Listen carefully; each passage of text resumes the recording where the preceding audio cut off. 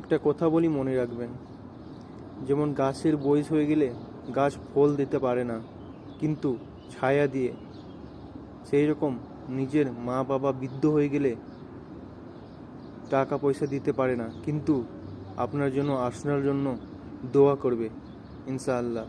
মনে রাখবেন সবাই।